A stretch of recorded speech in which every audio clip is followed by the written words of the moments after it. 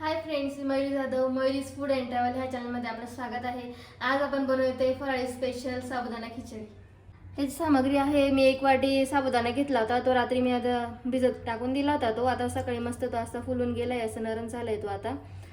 1 बटाटा बारीक कापून घेतलेला आहे, मिरची, कूट, मीठ, थोडीशी पिठी साखर घेतली आहे आणि जिरं। आता मी एका कढईमध्ये 1 चमचा तेल टाकून घेतलंय। आता तेल छान गरम झाले, आता त्याच्यात मी जिरं टाकून घेते आणि लगेच त्याच्यात आता मिरची टाकून घेते। आता मी त्याच्यात बटाटे टाकून घेते।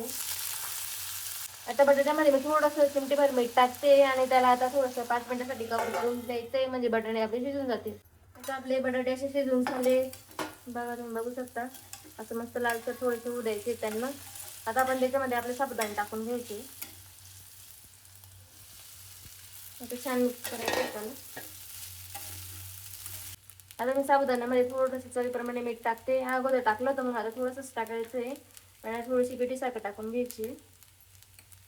म्हणजे आपण शेंगदाण्याचं कूट केलं होतं ते आता टाकायचं आहे त्याच्यात।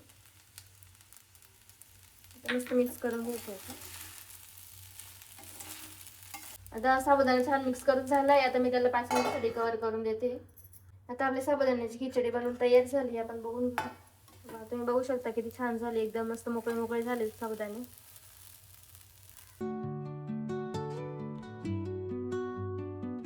तर फ्रेंड्स, आपल्या साबुदाण्याची खिचडी बनवून तयार झाली आहे। आपण बघितलं की आपण किती सोप्या पद्धतीने आपण ती साबुदाण्याची खिचडी बनवली। तुम्ही तुमच्याकडे नक्की करून बघा आणि मला कमेंटमध्ये नक्की सांगा की तुम्हाला रेसिपी कशी वाटली। मयुरीज फूड अँड ट्रॅव्हल ह्या चॅनलला लाईक, शेअर, सबस्क्राईब करायला विसरू नका आणि कमेंट नक्की करा। Thank you, bye.